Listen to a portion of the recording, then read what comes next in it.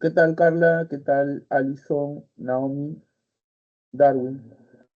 No sé, ¿quién de ustedes quiere hacer la pregunta?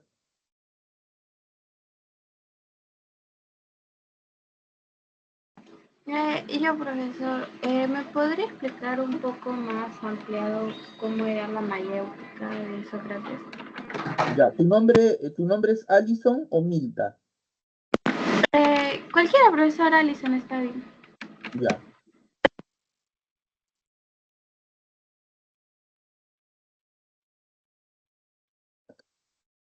ya, un ratito.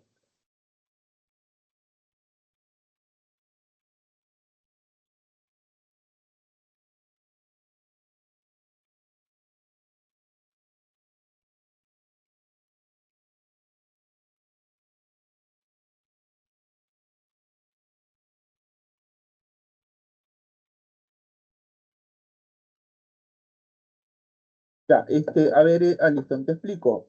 La mayéutica es el método utilizado por Sócrates para enseñar su filosofía, ¿no? Eh, este método se inspira en el oficio que desempeñaba la madre de Sócrates, de nombre Fenaretes, ¿no? Fenaretes o Fenareta, ¿correcto? ¿Qué cosa, qué labor realizaba la madre de Sócrates? Ella era una comadrona, una partera, o sea, una mujer que ayuda a otras a dar a luz, ¿no? A traer niños al mundo, ¿no? Entonces, a Sócrates le, le enorgullecía ser hijo de una comadrona, de una mujer que realizaba una labor tan importante como delicada, ¿no? Traer hijos al mundo, ¿no? O ayudar a otras mujeres a traer hijos al mundo, ¿no? Entonces, influenciado por el oficio desempeñado por su madre, Sócrates eh, decide ser un partero de ideas, ¿no? Convencido de que el conocimiento y la verdad no están fuera, sino dentro de nosotros. La verdad, el conocimiento están dentro de nosotros, ¿no? Entonces, el método mayéutico está orientado a lograr que el interlocutor, o sea, la persona con la cual conversas, exteriorice los conocimientos, ¿no? Eh, y lo formule a través de conceptos, ¿no? Esa era la finalidad, ¿no? Que expreses una idea mediante un concepto, ¿no? La mayéutica consiste en una batería de preguntas, ¿correcto? Eh, un conjunto de preguntas orientadas, repito, a que la persona exprese lo que sabe y lo exprese mediante conceptos, ¿no? Que conceptualice sus ideas, ¿no? Eh, esta idea guarda relación con un adagio, eh, muy popular en Grecia de la época socrática, ¿no? Notis euton, o sea, conócete a ti mismo, ¿no? Conócete a ti mismo. Era un adagio bastante popular, repito, en la Atenas de esos días, ¿no? Entonces, es preciso que nos conozcamos, ¿no es cierto? Que nos conozcamos, eh, que examinemos nuestras acciones, que examinemos nuestras pasiones, nuestros sentimientos, ¿no? Es parte del conocimiento en general, ¿no? El cual se encuentra, repito, dentro de nosotros, ¿no? Ahora, la mayéutica como método filosófico tiene dos momentos, ¿correcto?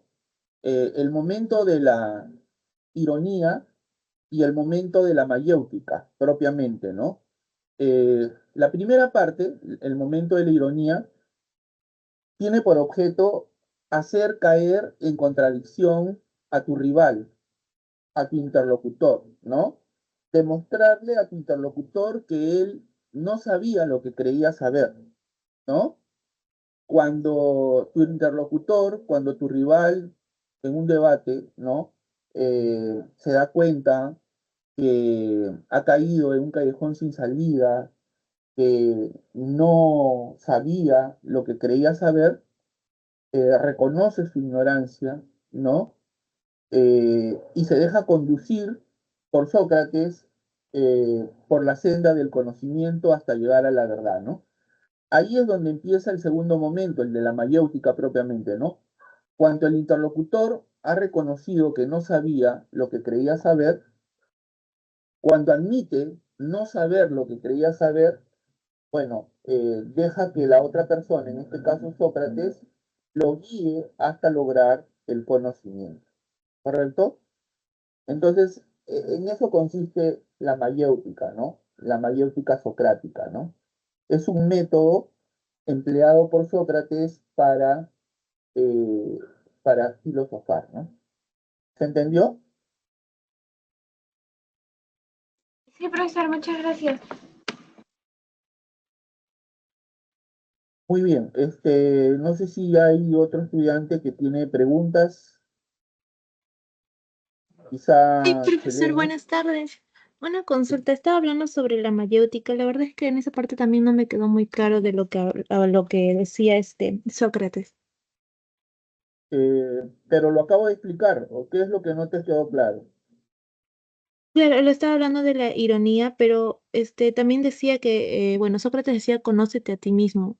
Y la verdad es que en esa parte no lo llegué a entender. ¿Por qué decía eso Sócrates?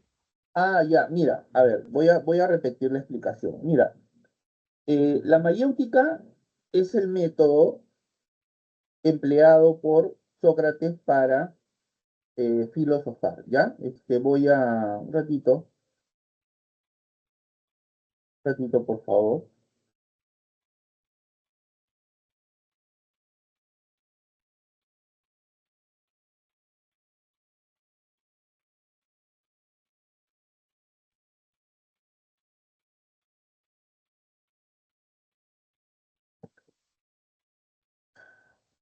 Un ratito, por favor. Un ratito.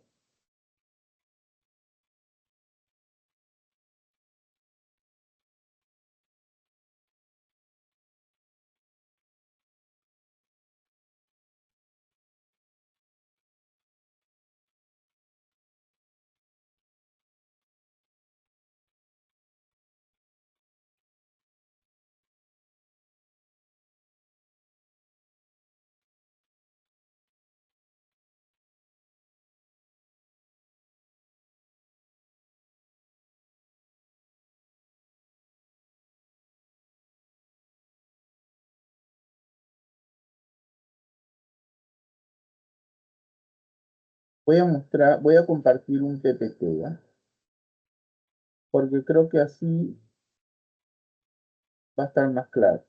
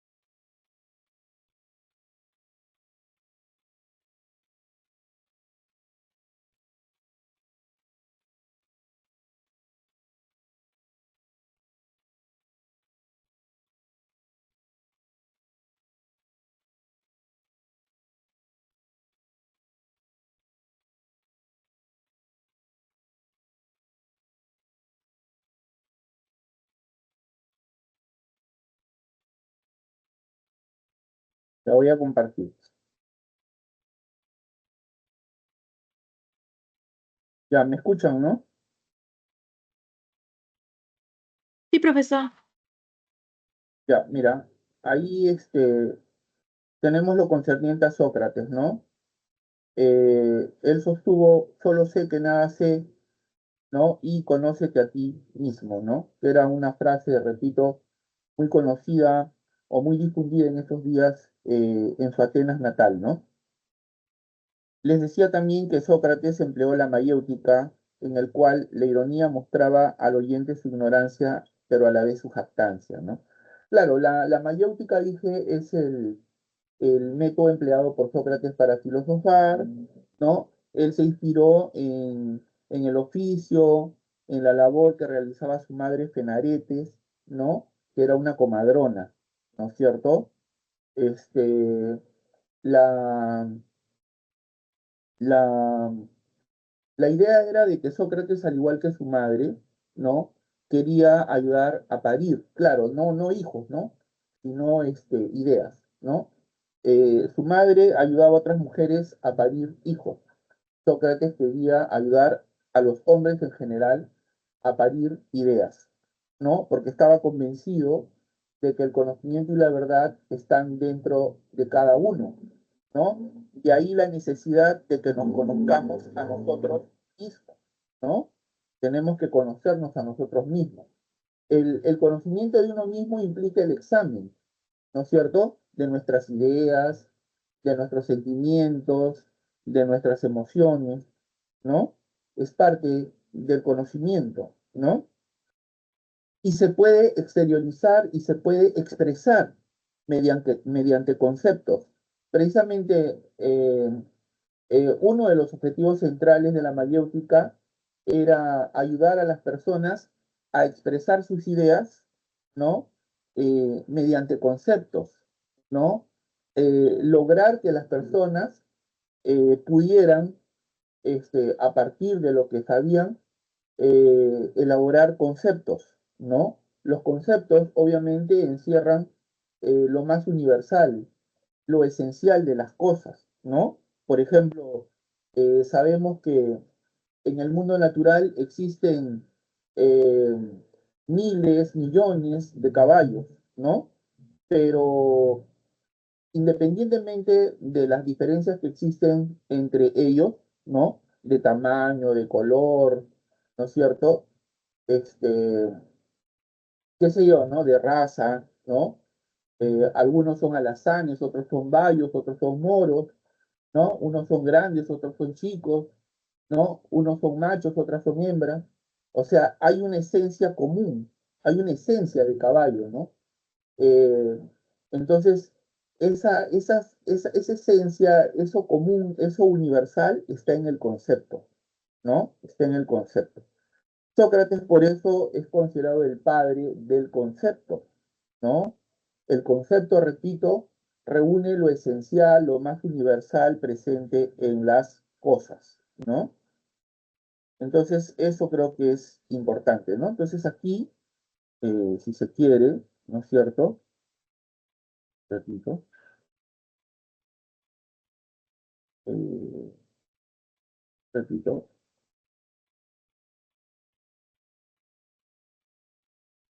he dejado de compartir porque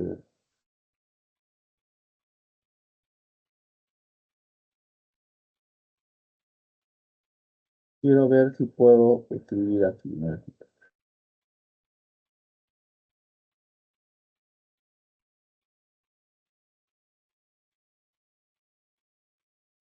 Ya, un segundo.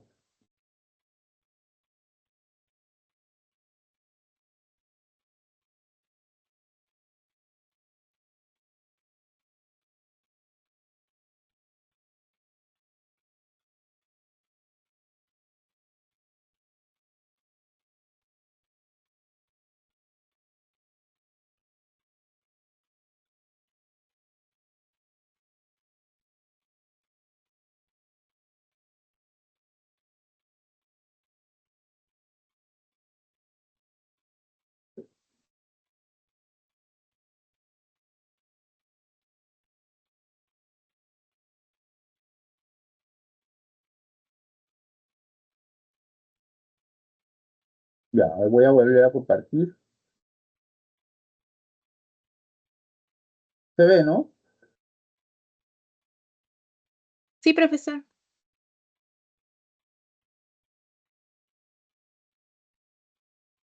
¿Se ve lo que estoy escribiendo? Sí, sí, profesor. Mayéutica socrática. A ver, demuéstrame que me has entendido y dime, ¿qué cosa es la mayéutica socrática?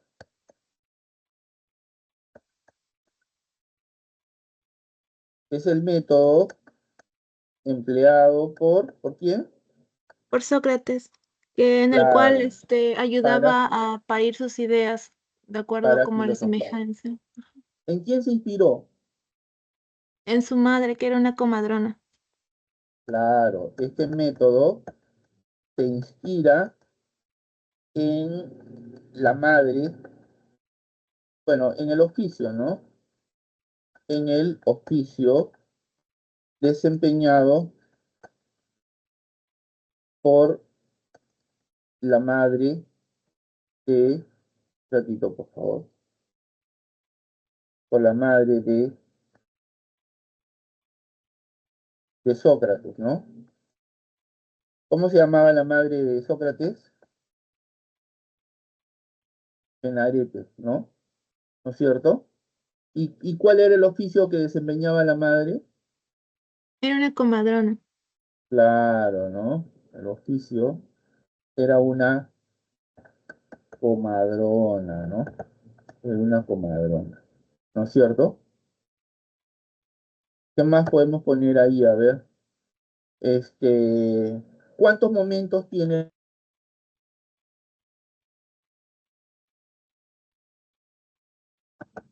Presenta dos momentos, ¿no? ¿Recuerdas? ¿Me escuchas? Sí, sí, ¿Cuál es profesor. el primer momento? El momento de La la... ironía, ¿Y cuál es el segundo momento? la mayéutica. El de la mayéutica propiamente, ¿no es cierto? ¿No? Esos son los dos momentos. Muy bien, en el primer momento, el momento de la ironía, se trata, ¿no? ¿No? De que el interlocutor reconoce su ignorancia, ¿no? ¿Cierto? Reconoce su ignorancia. O sea, por ejemplo, ustedes saben que lo que sabemos de Sócrates lo conocemos a través de sus discípulos, ¿no? Especialmente a través de Platón, que fue su discípulo más importante, ¿no? ¿Por qué? Porque Sócrates no dejó nada escrito, ¿no? Era lo que se denominaba en Grecia un idiotés, o sea, alguien que no ha escrito nada. En esos momentos en Grecia, la palabra idiotés, ¿no? Idiotés significa el que no ha escrito nada. También se decía de aquellos que no participan en la política, ¿no? En la política, ¿no? En la vida de la polis, digamos, ¿no? Eh, en los asuntos políticos de la polis, ¿no? Entonces se les llamaba idiotez, ¿no? Entonces Sócrates no dejó nada escrito porque para él la filosofía era un diálogo directo, o sea, de persona a persona, acerca de los fundamentos de las cosas, ¿no? Por eso es que él no dejó nada escrito, ¿no? Porque decía que la filosofía es fundamentalmente un diálogo inmediato, directo, ¿no? Acerca de las cosas, ¿no? Entonces, eso explica por qué él, desde que amanecía, se dirigía a los mercados, a las ágoras, o sea, a las plazas públicas, para conversar fundamentalmente con jóvenes. Él tenía mucha esperanza en la juventud ateniense, y hablar sobre filosofía, ¿no? Este, eh, porque para él, repito, la filosofía era eso, ¿no? Un diálogo permanente, pero directo, ¿no? Directo, en persona, de persona a persona, ¿no? Este, y bueno, digo esto porque eh, en los diálogos platónicos el personaje principal casi siempre es Sócrates, El personaje principal de los diálogos platónicos casi siempre es Sócrates, el cual aparece en los diálogos discutiendo sobre temas filosóficos con los sofistas, que eran sus rivales, ¿no? Los sofistas conformaron un movimiento filosófico importante, ¿no? Llamado así porque estaba constituido por hombres de un gran saber, eran auténticos sabios, ¿no? A los que se les considera los primeros maestros de la historia, puesto que los primeros maestros privados de la historia, porque cobraban por enseñar sus conocimientos, ¿no? Además eran sabios itinerantes, o sea, se dirigían de una ciudad a otra, iban de ciudad en ciudad enseñando sus conocimientos a cambio de un pago, ¿no? ¿Correcto? Pero la concepción filosófica de los sofistas era relativista. Los sofistas eran relativistas en lo nociológico, en lo ético eran relativistas, o sea, pensaban que no hay verdades absolutas, nada es absoluto. Contrariamente, Sócrates pensaba que podemos llegar a podemos obtener verdades absolutas, ¿no? Bueno, para terminar esta parte, ¿se está entendiendo? Sí, profesor. ¿No? Entonces, los dos momentos son la ironía, en la que el interlocutor reconoce su ignorancia, y la mayéutica, ¿no? Que es el segundo momento, es cuando eh, el interlocutor se deja conducir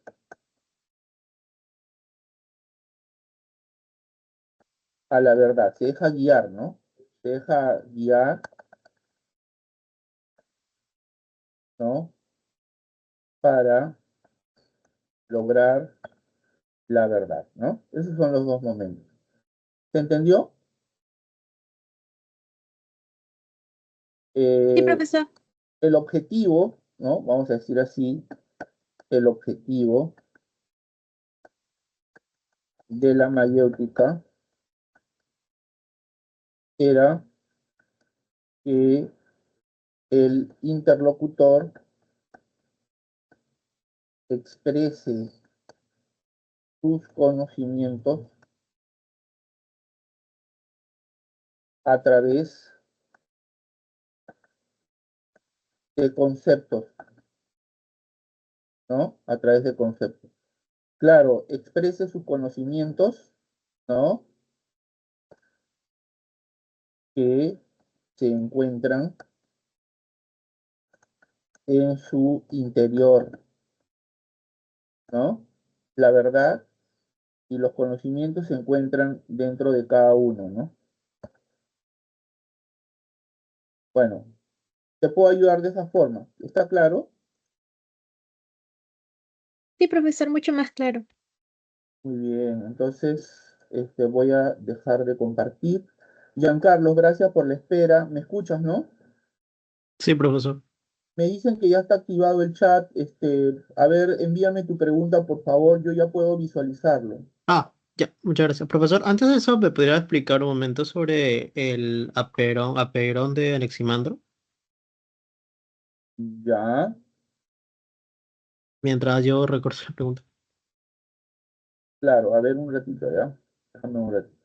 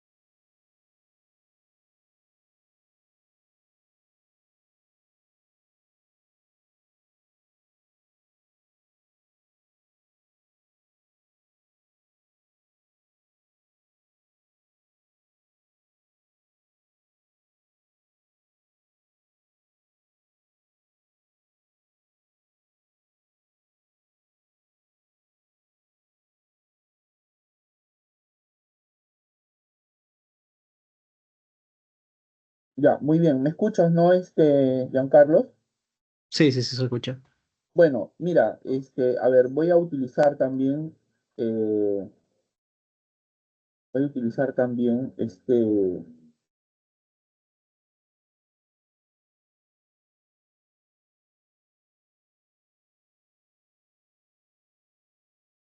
ya, mira, voy a compartir nuevamente.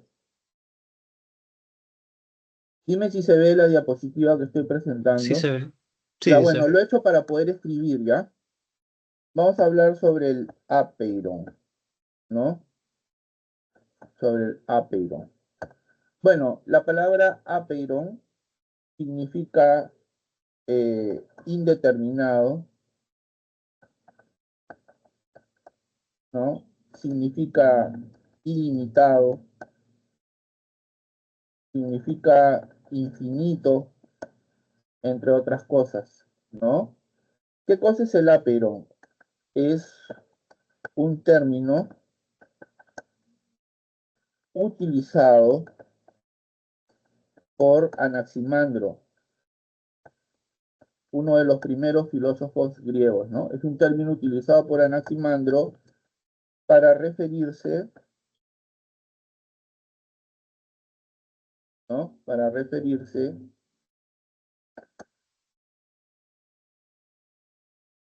al, digamos, a aquello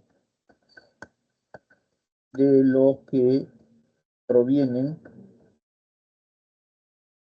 provienen todas las cosas del cosmos, ¿no? Todas las cosas del cosmos o de la naturaleza, ¿no? Para Anaximandro no es el agua, no es el aire, no es el fuego, no es la tierra. Esa materia primera, ese elemento originario del cual provienen todas las cosas. Y no, eh, vamos a decir así, ¿no? Un principio eh, eh, que no tiene forma concreta ni definida, ¿no? El cosmos nace y se desarrolla a partir del átomo, ¿no? ¿No? Vamos a poner acá, no tiene forma concreta ni definida, ¿no? Pero eh, él surge todo aquello que al combinarse conforma todas las cosas, ¿no? ¿No? Eh, Anaximandro eh, utilizó el término apeiron para referirse al arjé, ¿no? O principio, principio de todas las cosas, ¿no? ¿Correcto? Eh, a su vez, Anaximandro fue quien usó por primera vez el término arjé, ¿no? El término arjé. ¿Se entendió? Sí, profesor. O No, sea, o sea, arjé quiere decir materia primera, principio primero, origen de todo lo que existe, ¿no? Pero Anaximandro, para Anaximandro, el arjé es el ápeiro, ¿no? Ápeiro significa indeterminado, ilimitado, infinito, ¿no? ¿Por qué? Porque no tiene una forma concreta, definida, ¿no? Lo cual constituye un avance, ¿no? En el proceso de abstracción, digamos, si se quiere, ¿no? El pensamiento griego va madurando, se vuelve cada vez más abstracto, ¿no? Eh, gracias a los aportes de diferentes filósofos, entre ellos Anaximandro, ¿no?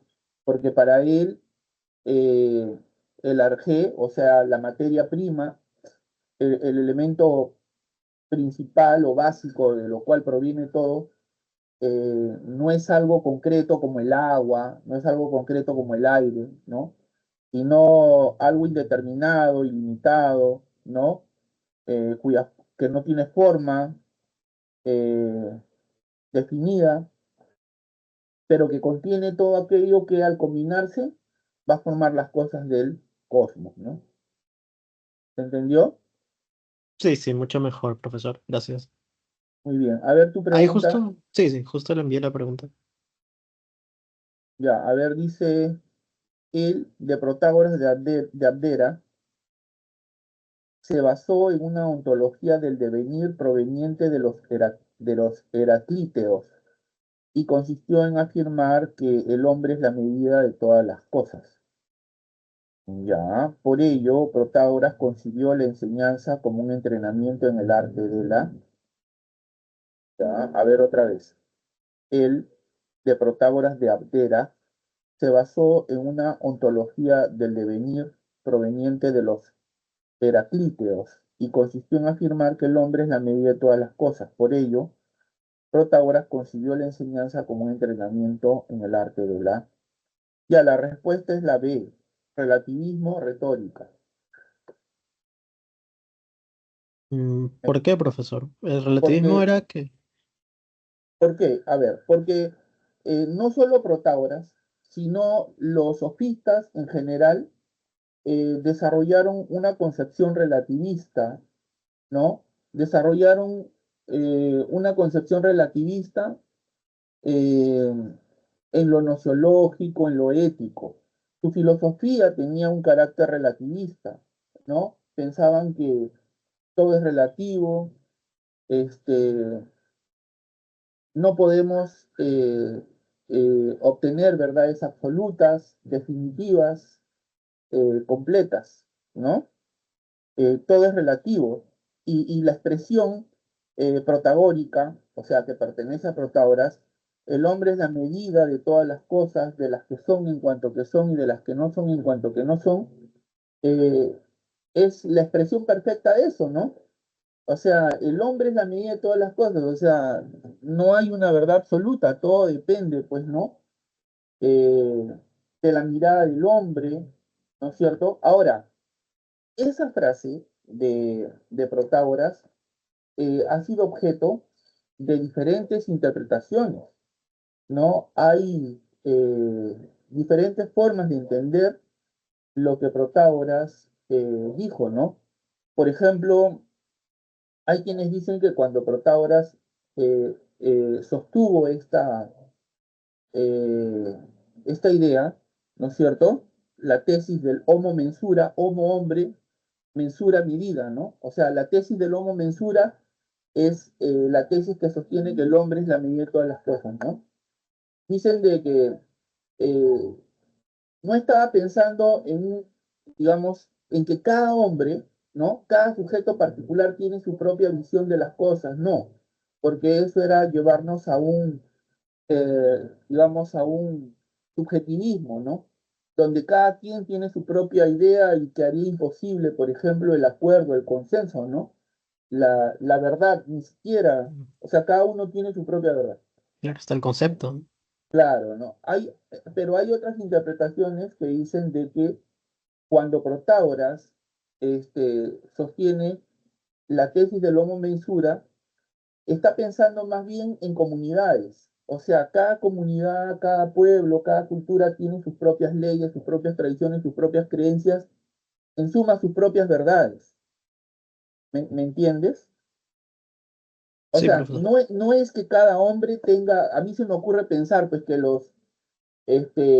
a mí se me ocurre pensar pues que los unicornios existen, ¿no? Y para mí eso es verdad. Pues, Tal no, vez eso eso sería no. No, o sea, no es que cada uno, sino que cada cultura, cada pueblo, y digamos, hay razones para pensar que pudo haber sido así, ¿no? Porque los sofistas, como dije, eran hombres muy eh, preparados, que poseían un saber vasto, ¿no? Eh, por eso se les llamaba sofistas, precisamente, porque eran sabios, ¿no? Eran sabios ambulantes porque deambulaban de un lugar a otro, ¿no? Viajaban por diferentes ciudades impartiendo su saber, ¿no? Enseñaban conocimientos de álgebra, de aritmética, de gramática, de retórica, ¿no? Y cobraban por ello, ¿no? Razón por la que eh, se les, eh, se les indica como los primeros maestros privados o particulares de la Mm, historia, ¿no? Que Sócrates aborrecía, ¿no? Porque Sócrates decía, estos tipos son unos mercaderes del saber, ¿no? Mercaderes porque como mercachifles, pues vendían, La vejiga, ¿no? la Su uretra conocimiento. será. ¿Ah? La vejiga es la cavidad en donde se almacena la orina. La uretra es ¿Perdón? el conducto. Eso sí tiene que ver. La vejiga no. ¿Perdón? su Hola, audio hola. se activó de un compañero. Ah, ya, decía entonces eso, ¿no? Pero ¿me estás entendiendo? Sí, sí, sí. O Y sea, por otro claro, se lado, refiere al relativismo. Profesor, y con respecto al agnosticismo de Protágoras. sí, pero primero déjame terminar, pues, Ah, esto, pues, o sea, te estaba sí, explicando sí. primero el relativismo, ¿no? Sí, sí. Que los sofistas viajaban por diferentes lugares. Entonces, se cree que el hecho de haber viajado por distintas ciudades, ¿no? Y haber comprobado que cada pueblo tiene sus propias leyes, sus propias creencias, sus propias costumbres. Acuérdate que la Grecia de esos días era un conglomerado de polis. Cada polis, o Claro. sea, eran ciudades-estado. ¿Qué quiere decir que era una ciudad-estado? O sea, que tenían sus propias leyes, ¿no? Sus propias formas de gobierno, ¿entienden? Unas diferentes de otras, ¿no? Pero que compartían, ¿no? Que compartían ciertos rasgos comunes, vamos a decir así, ¿no? Pero entonces el hecho de comprobar que cada pueblo tiene sus propias leyes, sus propias creencias, sus propias religiones, sus propias tradiciones, los lleva a desarrollar pues una concepción nociológica, ética, relativista, ¿no? ¿Ya? Eso por un lado. Por otro lado, este, eh, los sofistas enseñaban retórica, o sea, que es el arte de hablar en público, de persuadir, de convencer al público, ¿no? En un tiempo en el que la democracia se consolidaba en Grecia. La democracia es una forma de gobierno, una palabra que proviene del griego demos, que quiere decir pueblo, y kratos, que quiere decir gobierno, gobierno del pueblo, ¿no? En la que el poder, ¿no es cierto?, lo ejerce el pueblo, proviene del pueblo, ¿no? Entonces el pueblo participa en el gobierno de la ciudad, ¿no? Claro, en esa época el tipo de democracia vigente en Grecia era la democracia directa, no como ahora, que nosotros en nuestra época la democracia que ejercemos es una democracia indirecta, que está intermediada por diferentes mecanismos, ¿no? Como el referendo, las votaciones, bueno, etcétera, ¿no? Pero en esa época la democracia era directa. Lo que quiero decir es que los gobernantes con los gobernados se reunían en las plazas públicas, en las ágoras, para conversar y discutir temas referentes al gobierno de la ciudad.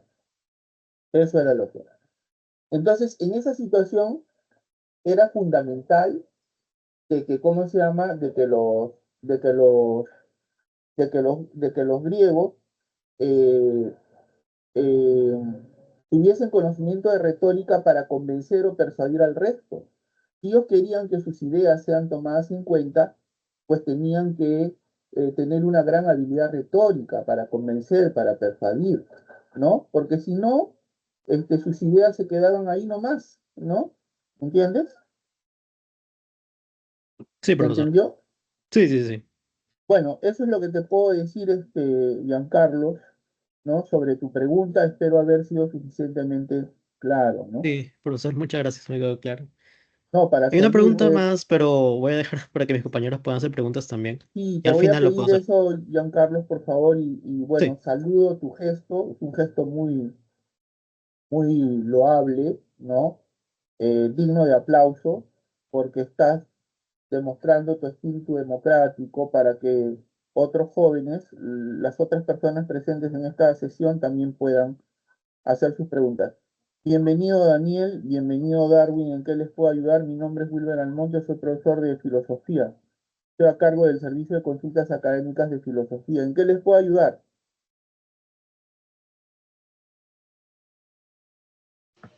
Profesor, buenas tardes. Yo recién ingreso a la reunión. No sé si usted ya habrá hablado sobre las escuelas, como por ejemplo el cinismo, el epicureísmo, cosas así. ¿Ha hablado de eso esta clase?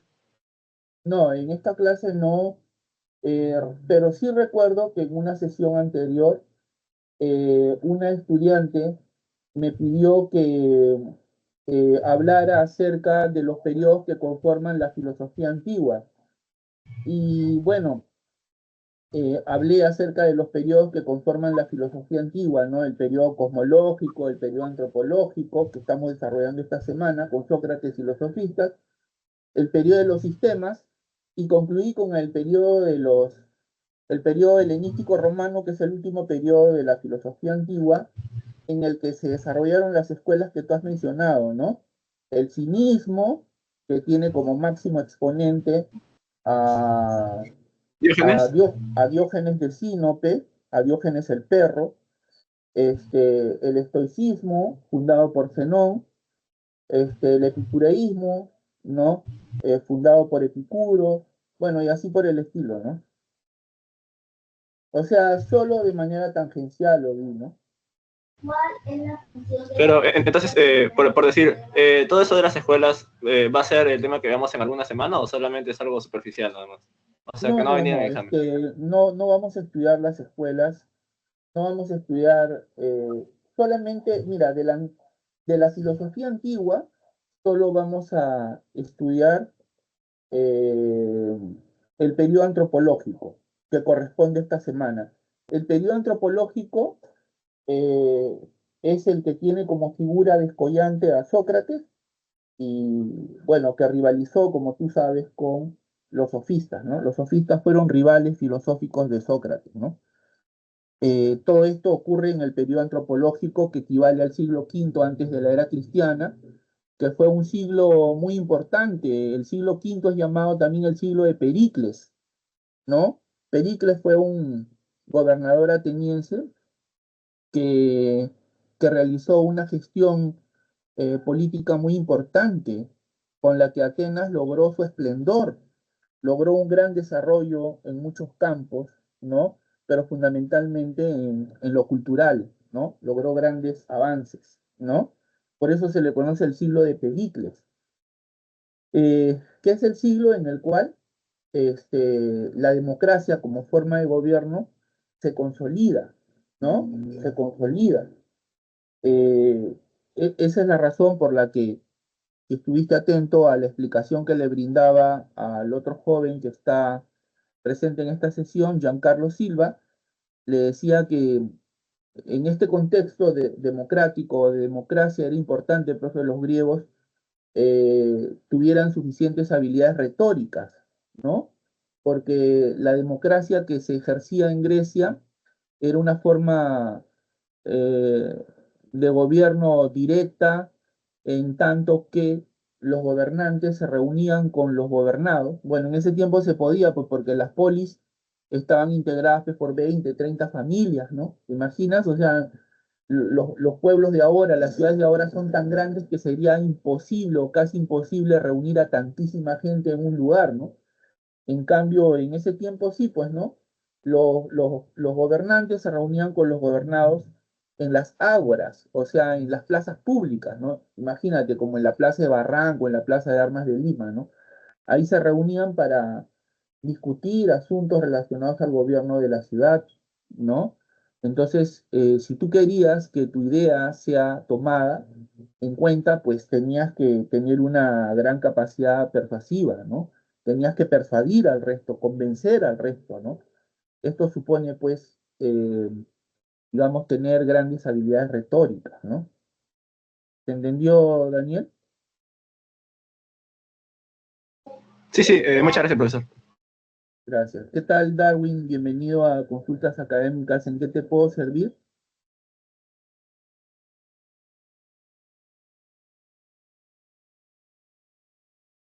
No sé si Darwin está presente en la sesión. Bueno, en todo caso, si no está, el turno es de Giancarlo. Giancarlo, te escucho. ¿Cuál era la otra pregunta que querías formularme? Sí, un momento, profesor, ahí se la envío. También es desde la pre.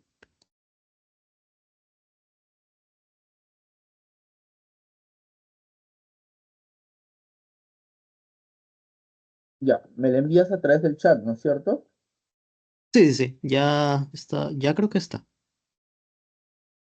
Ya, a ver, un momentito. Ya, a ver, voy a leer. Dice, los sofistas son maestros ambulantes que ejercen su actividad docente mediante honorario.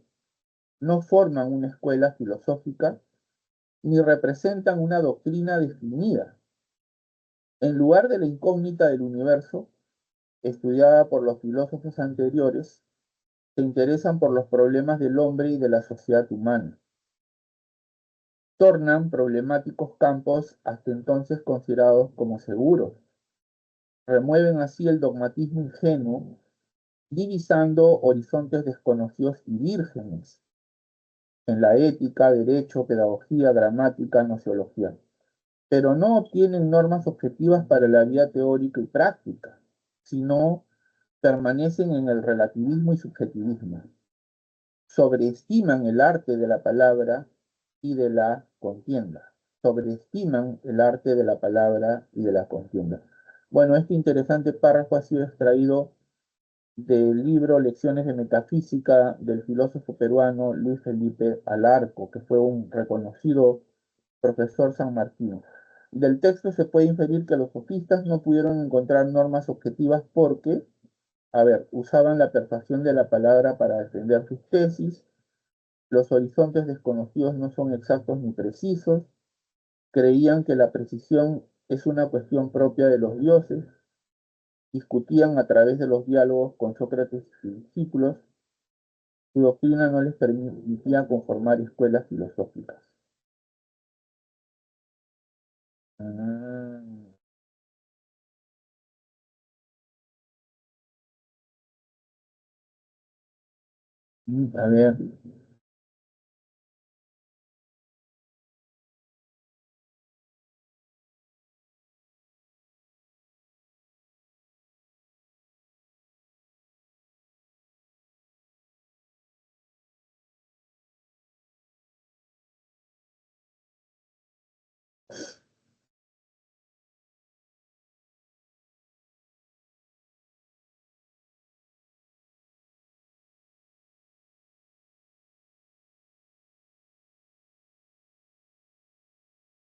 a ver, otra vez, dice, los sofistas son maestros ambulantes que ejercen su actividad docente mediante honorario. No forman una escuela filosófica ni representan una doctrina definida, ¿no? Ni representan una doctrina definida, ¿ya?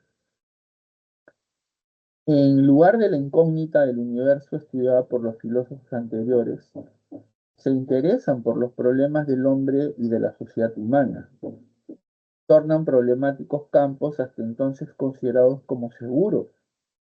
Remueven así el dogmatismo ingenuo, divisando horizontes desconocidos y vírgenes en la ética, derecho, pedagogía, gramática, pero no obtienen normas objetivas para la vida teórica y práctica, sino permanecen en el relativismo y subjetivismo, ¿no? No obtienen. Sobreestiman el arte de la palabra y de la contienda. ¿Ya? No pudieron encontrar normas objetivas porque usaban la persuasión de la palabra para defender sus tesis.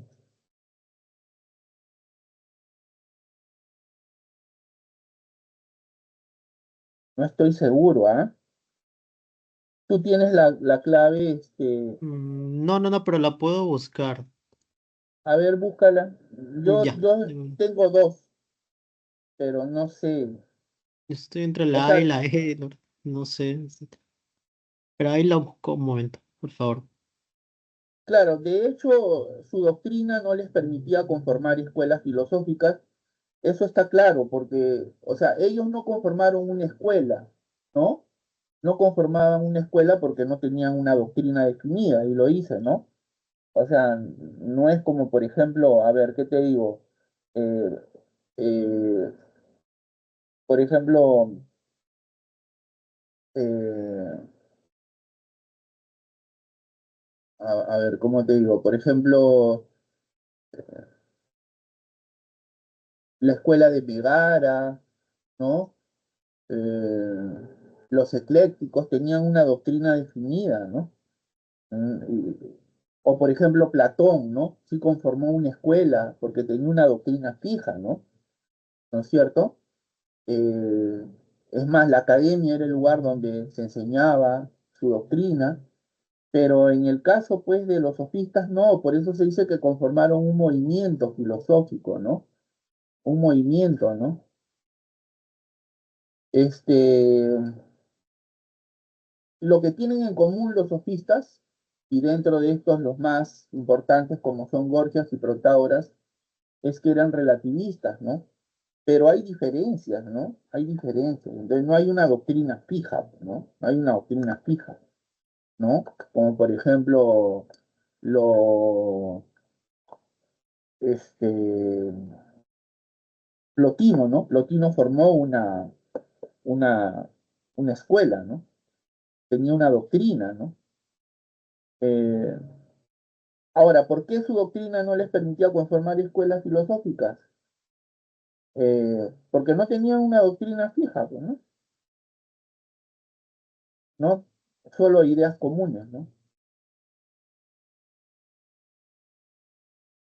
Usaban la persuasión de la palabra.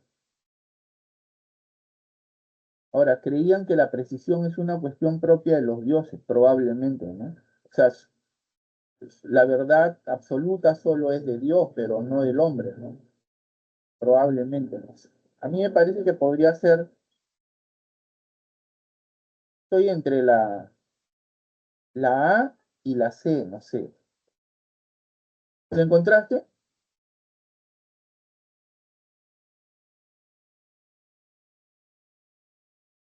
Giancarlo, ¿encontraste la respuesta? Ya encontré el PDF, ahorita le dicto. ¿Esta de qué ciclo es? Es 2022, si no me equivoco. ¿2022? Sí, sí. Es la, la A. Ah, ya, la A. A ver, otra vez. Usaban la persuasión de la palabra para defender sus tesis. Claro, no usaban la razón, pues, ¿no? Solo usaban la palabra, ¿no? La retórica, ¿no? Claro, confiaban mucho en la retórica, pues, ¿no? O sea, lo que importaba era solamente ganar en la contienda, ¿no? Imponerse sobre el rival, ¿no? Pero no interesaba la verdad, ¿no? No interesaba la verdad, ¿no? No buscaba una verdad per se, sino solo ganarlas. Claro, exacto, ¿no? Solo o sea, A ellos les satisfacía el éxito, ¿no? La eficacia, ¿no? O sea, que se da cuando tú puedes vencer al oponente, ¿no? Saborear el éxito, que tu discurso ha sido lo suficientemente eficaz como para demoler los argumentos del oponente, ¿no?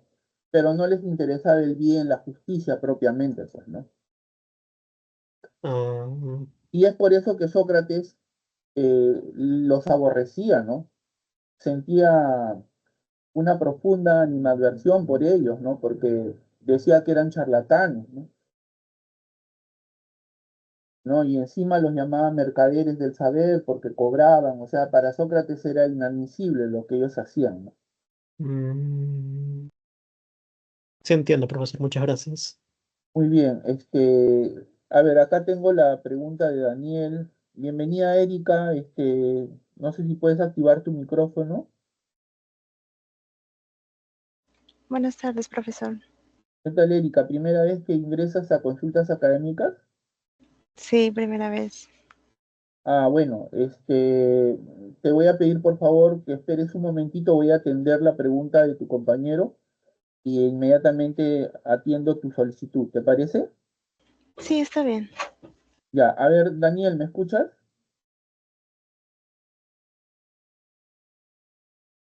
Sí, profesor. Ya, me pides que te explique la teoría de las cuatro causas de Aristóteles, ¿cierto? Sí, por favor. Ya, a ver, un ratito, si me permites, voy a compartir.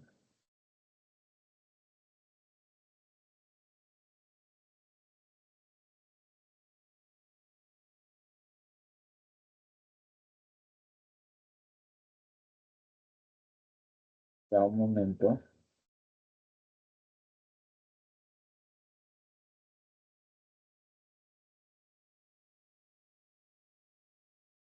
Dime, Daniel, ¿puedes ver la diapositiva que estoy presentando? Sí, profesor, es de Aristóteles. Sí, mira, este, Aristóteles eh, fue discípulo de Platón, tú lo sabes, ¿no es cierto? Fue el discípulo más importante que tuvo Platón, ¿no? Aristóteles llegó a Atenas cuando tenía 17, 18 años, ¿no? Aproximadamente, para inscribirse en la academia fundada por Platón, ¿no? Ahí permaneció por espacio de 18 años aproximadamente, ¿no? ¿No? Eh, hasta la muerte de Platón, ¿no? Eh, durante su tiempo como estudiante de la academia, sobresalió por su inteligencia, ¿no? Porque era un gran lector, precisamente Platón enaltecía sus cualidades, ¿no? Lo llamaba la inteligencia de la academia, el lector lo llamaba, ¿no? Eh, era un alumno sobresaliente, ¿no? Eh, él deseaba convertirse en director de la academia, ¿no? Esperaba que esto ocurra tras la muerte de Platón, pero eso no sucedió, porque Platón dejó establecido que quien lo sucediera en la dirección de la academia fuera un descendiente suyo, ¿no? Fue un sobrino, me parece, de Platón quien asumió la dirección de la academia y eso descorazonó profundamente a Aristóteles, ¿no? Quien se retiró de la academia y un tiempo después fundaría su primer, o en todo caso su propio centro de enseñanza filosófica, al cual llamó Liceo, en honor al héroe griego Apolo Liceo, ¿no? Bueno, Aristóteles eh, rechazó la teoría de las ideas de Platón, ¿no? Porque según Aristóteles, las ideas no pueden dar cuenta, no pueden explicar el movimiento y el cambio presente en las cosas del mundo físico, del mundo natural, que a la sazón es el único mundo que existe, ¿no? Para Aristóteles.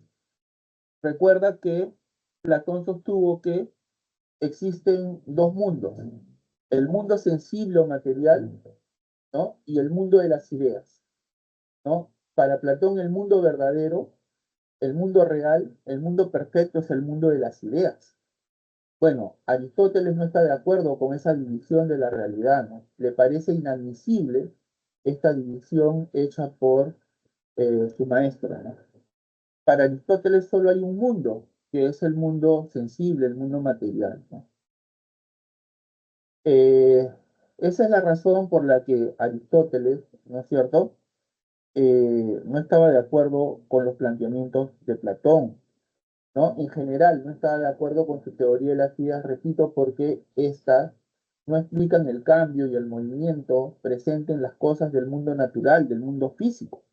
Aristóteles se preguntaba cómo las ideas que son inmóviles pueden explicar el movimiento presente en las cosas del mundo natural, ¿no? Entonces, por esta y otras razones, Aristóteles desarrolló la teoría de las cuatro causas, ¿no? La teoría de las cuatro causas explican, entre otras cosas, ¿no? El movimiento, ¿no? El cambio, ¿no es cierto? Eh, es la primera teoría sobre las causas que se desarrolla, ¿no? En la historia de la filosofía, ¿no? Según Aristóteles, ¿no es cierto? Hay cuatro causas que explican, ¿no?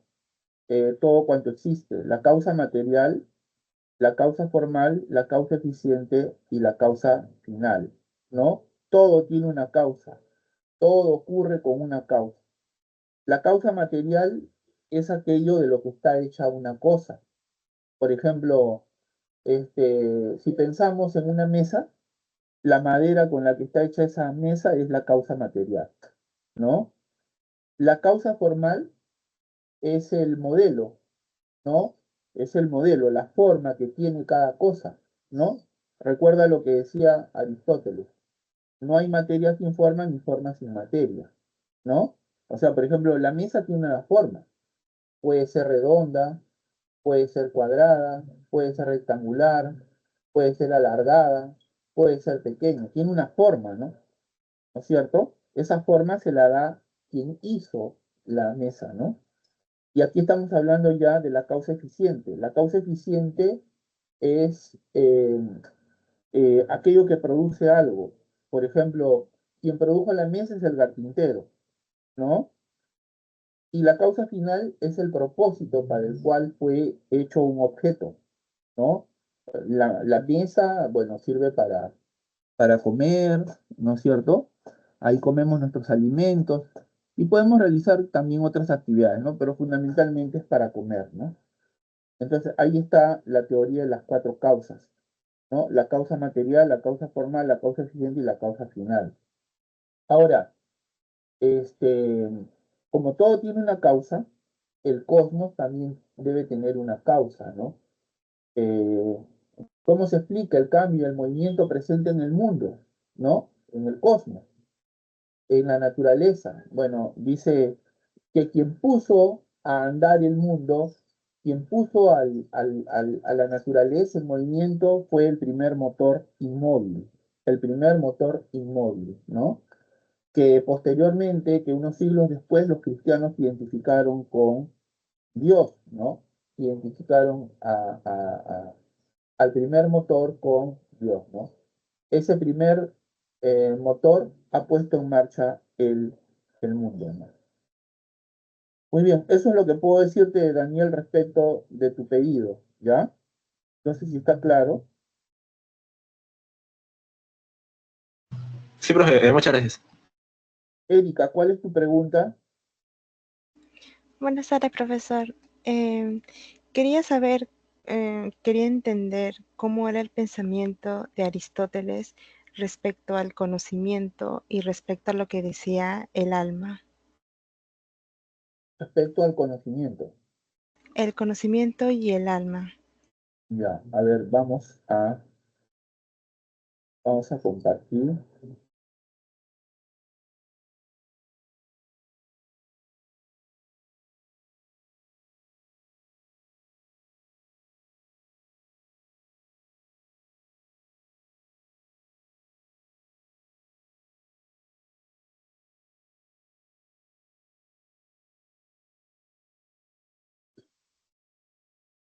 Ya, un ratito, por favor.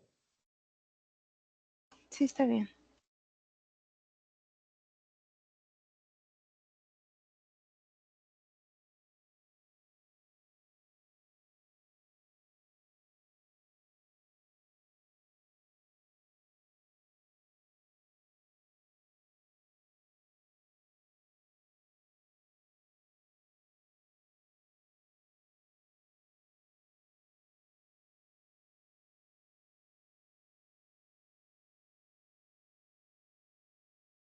Un ratito, esperen.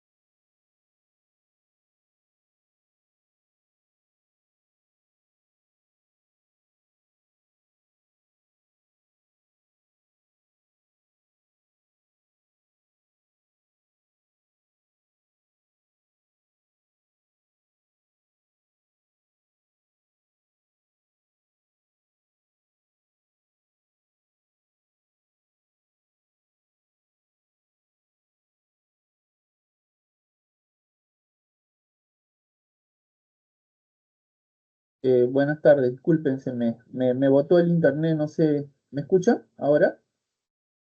Sí, lo escucho, profesor. Ya, un segundo.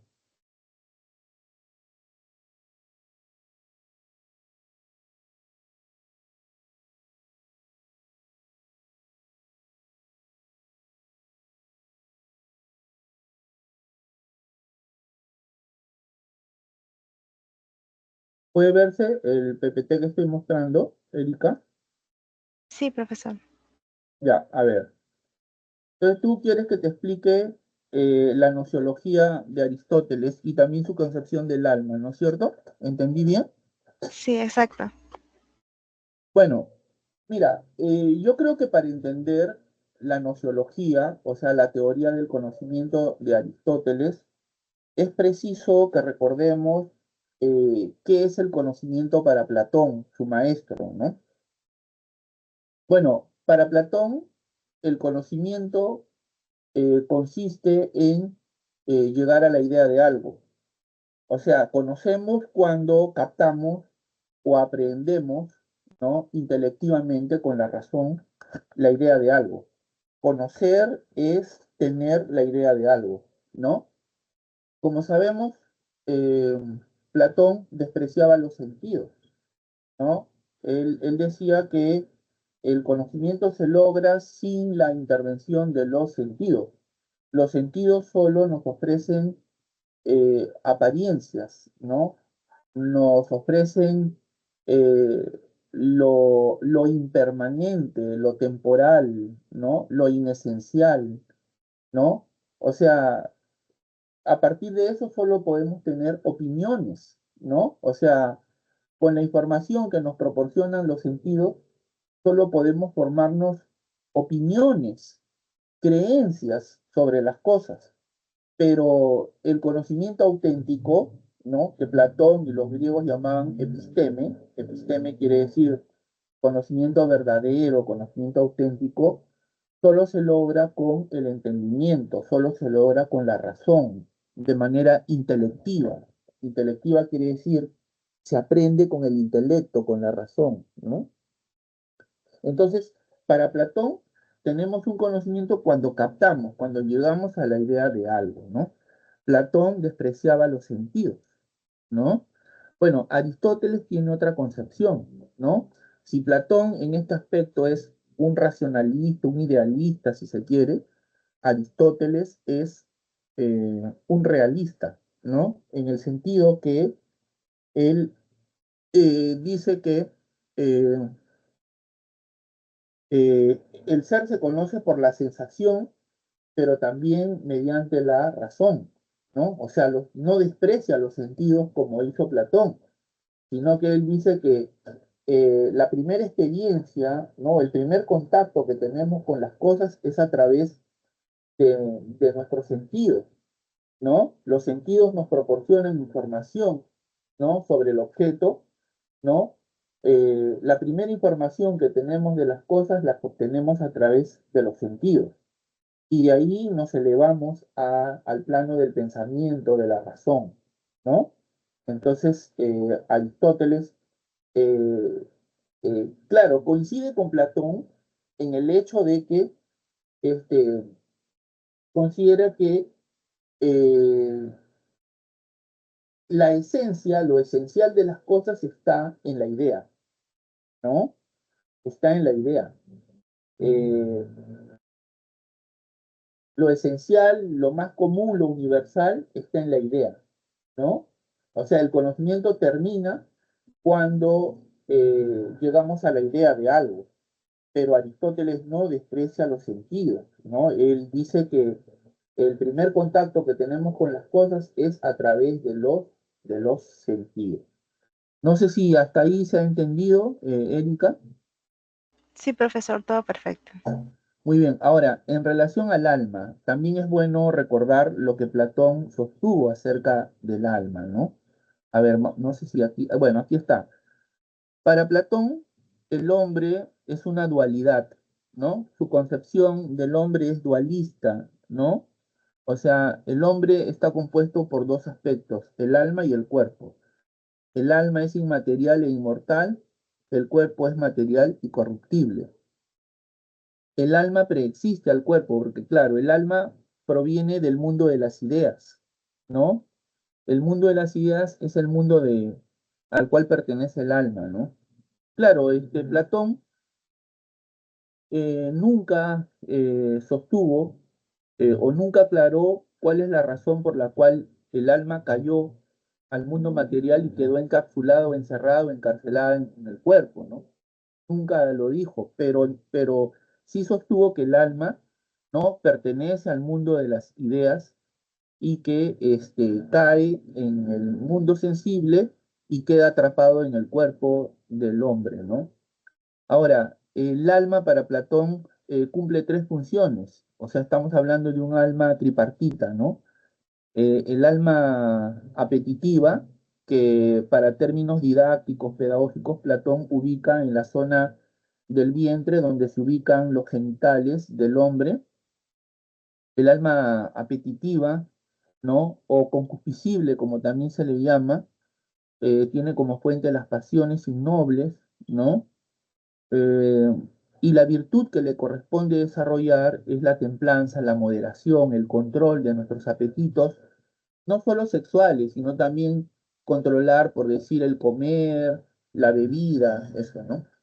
Luego, el alma irascible que Platón sitúa en el alma, perdón, en la parte pectoral, en el pecho, que tiene como fuente de pasiones, que es fuente de pasiones nobles, ¿no?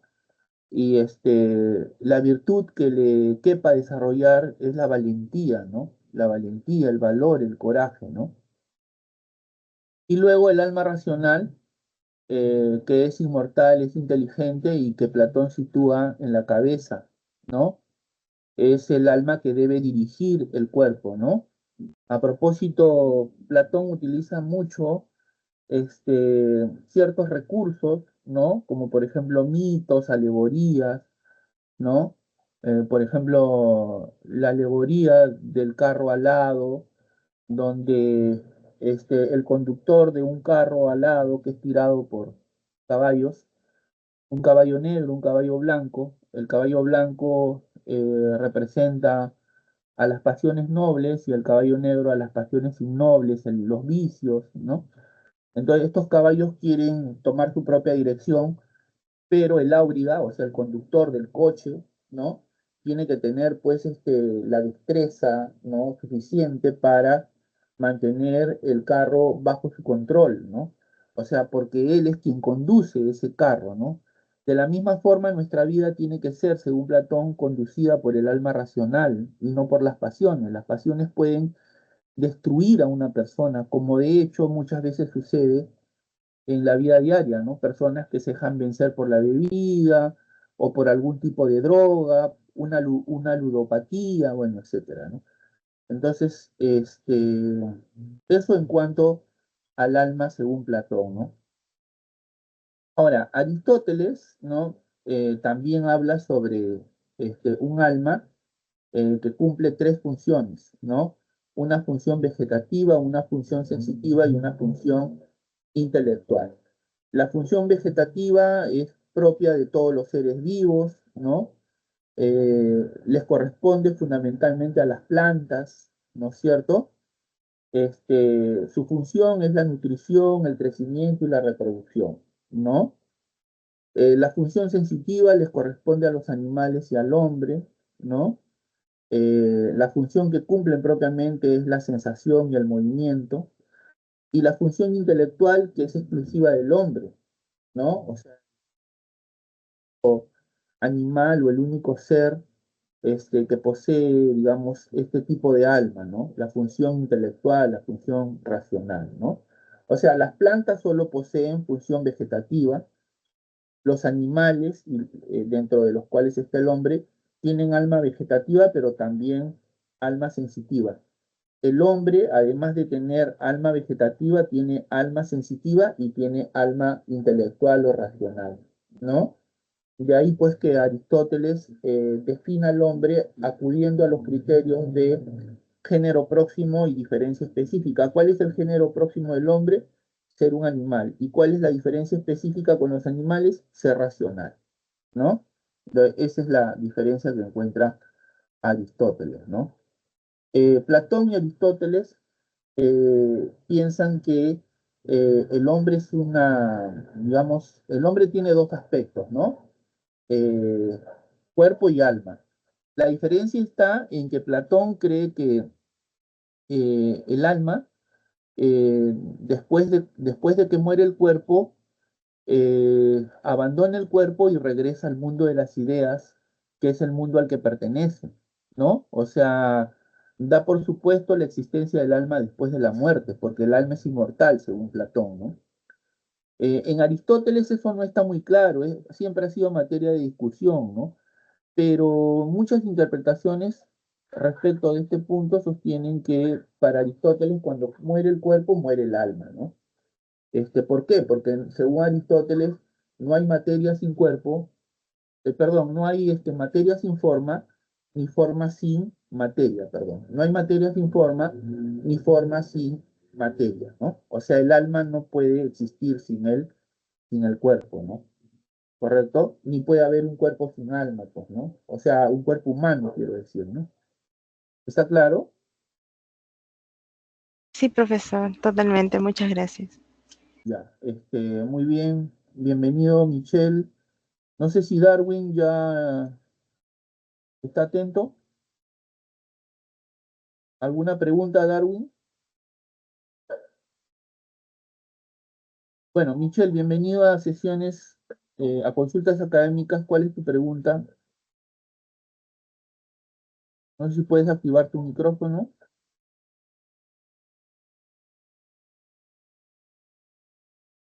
Bueno, en todo caso, si hay otro estudiante que tiene alguna pregunta, le escucho. No sé si Giancarlos o Daniel o Erika.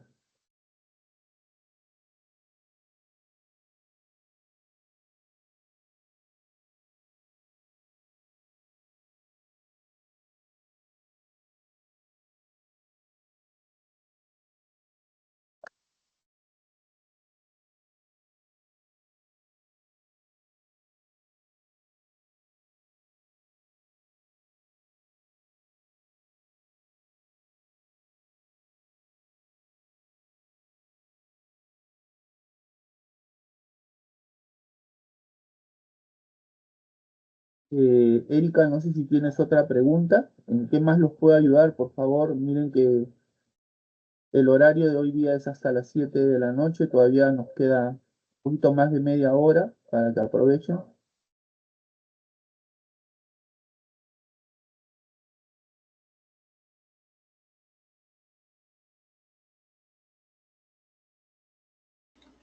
Profesor, ¿me podría hablar un poco sobre la mayéutica para Sócrates? Claro que sí. Un ratito, ¿eh?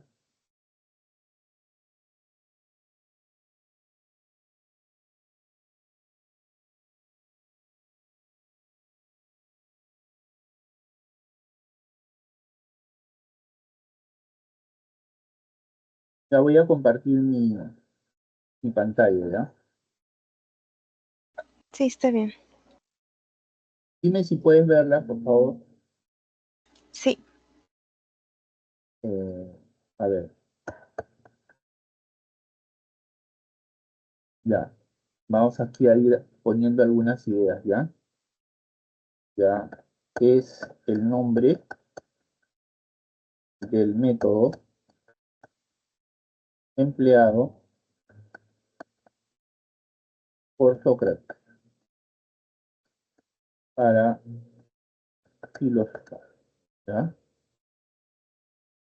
Ahora, eh,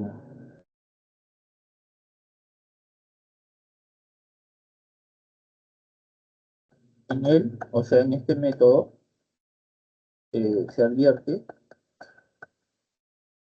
la influencia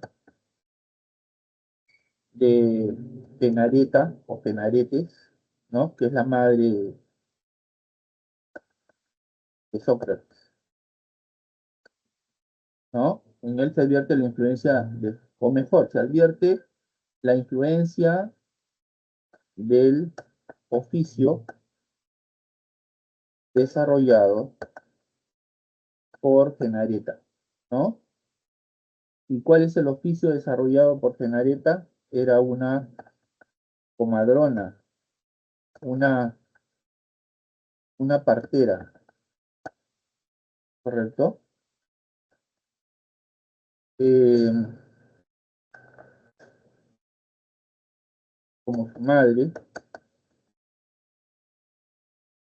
Sócrates quería ayudar a los hombres a alumbrar, ¿no es cierto? No hijos, sino ideas, ¿no? Pues estaba convencido de que el conocimiento y la verdad se encuentran en el interior de cada uno, ¿no? Hasta ahí está claro. sí, profesor.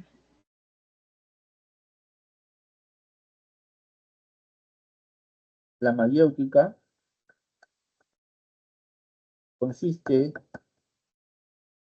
en un conjunto de preguntas, ¿no? Un ratito, perdón, un ratito.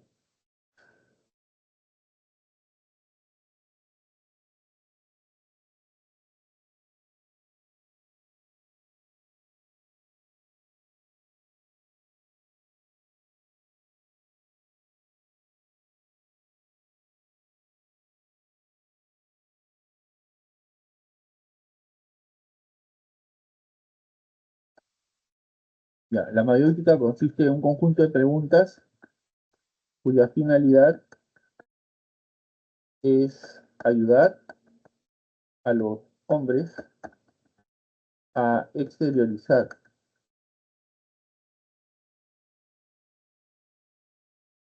sus ideas y expresarlas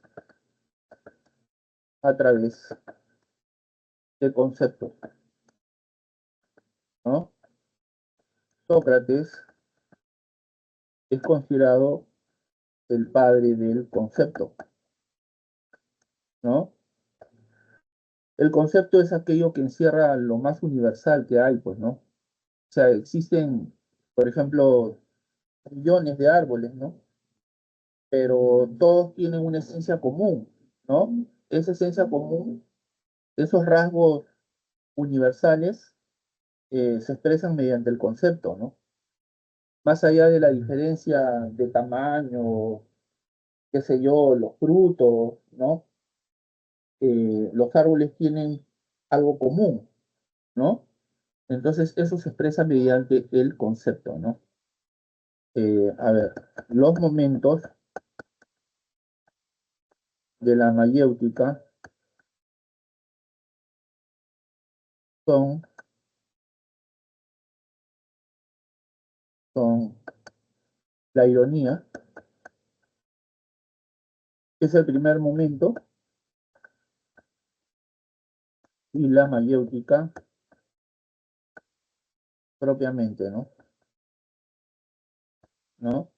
O sea, en el primer momento se trata de hacer caer en contradicción a tu interlocutor, a tu rival en un debate, ¿no? O sea, demostrarle que no sabía lo que él creía saber, ¿no? Eh, Mediante preguntas lo haces entrar en contradicción, ¿no? Y logras que reconozca su error, su desconocimiento, su ignorancia, ¿no? En el segundo momento se trata de conducir a esta persona, guiarlo para que logre el conocimiento y la verdad, ¿no? Eso es. ¿Entendió?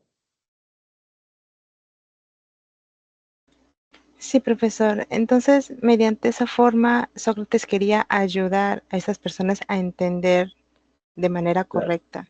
claro, es que él estaba convencido, como te digo, de que el conocimiento está dentro de uno, ¿no? La verdad está dentro de uno. Por eso es que él recomendaba eh, el famoso adagio griego, vigente, tan conocido en esa época, ¿no? En Grecia: conócete a ti mismo. O sea, es necesario que nos conozcamos, que conozcamos, eh, que nos analicemos, ¿no? Analizar nuestras ideas, ¿no? Nuestras emociones, nuestros sentimientos. Es parte del conocimiento, ¿no?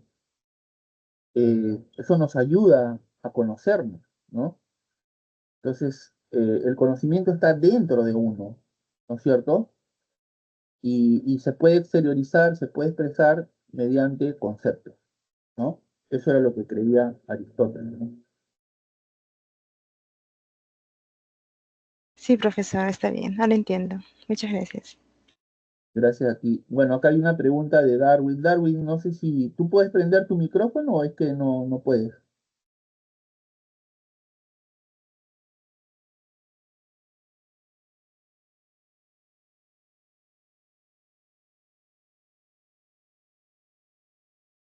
Bueno, igual te voy a explicar más acerca del alma según Aristóteles, que es lo que me has pedido, ¿no? A ver, un ratito.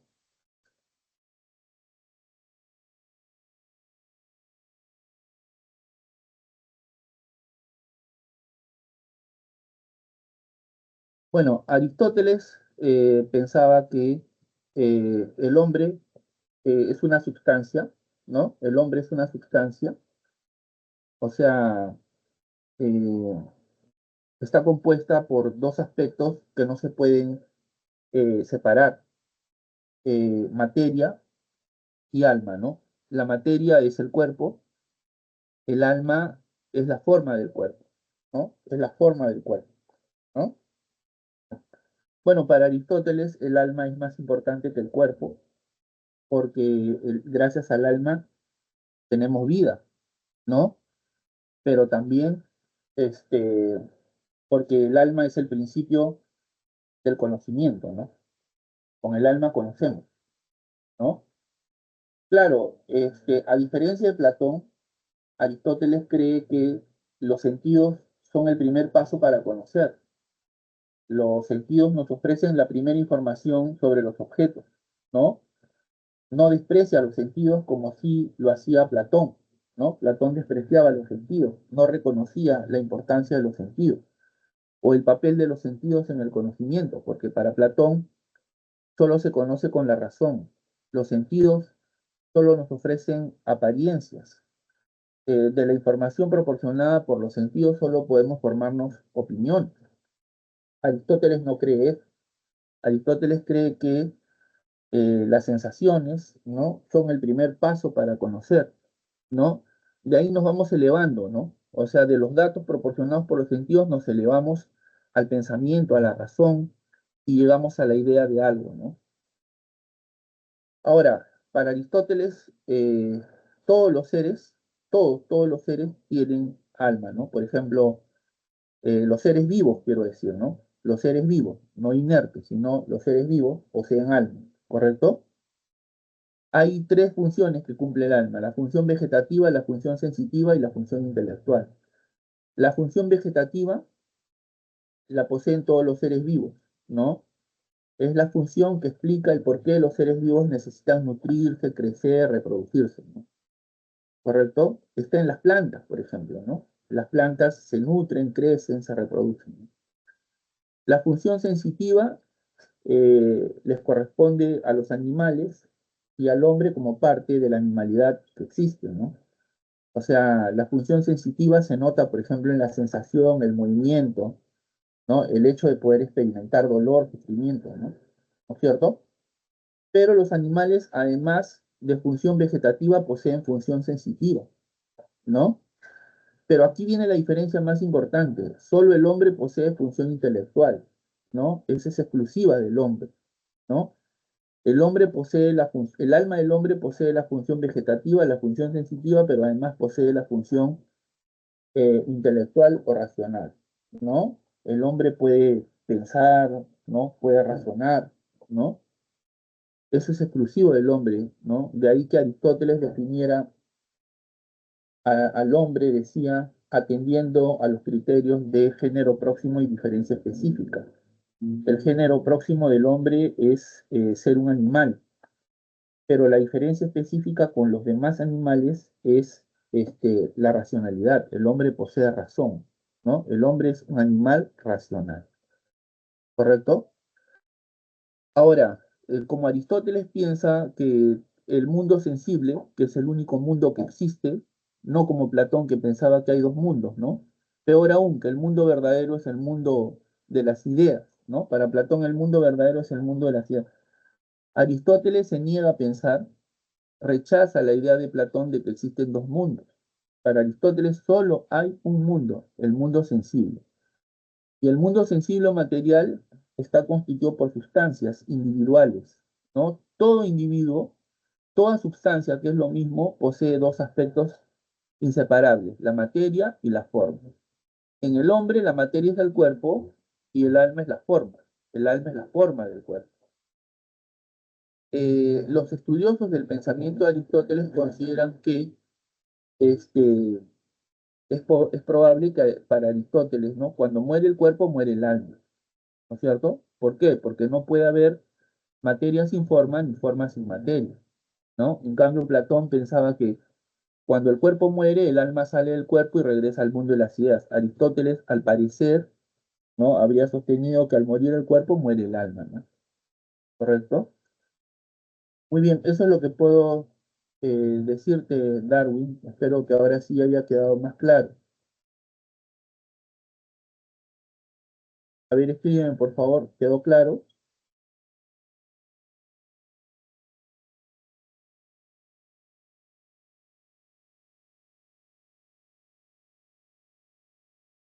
A ver, mientras Darwin responde, no sé si Daniel o Erika quieren hacer otra pregunta.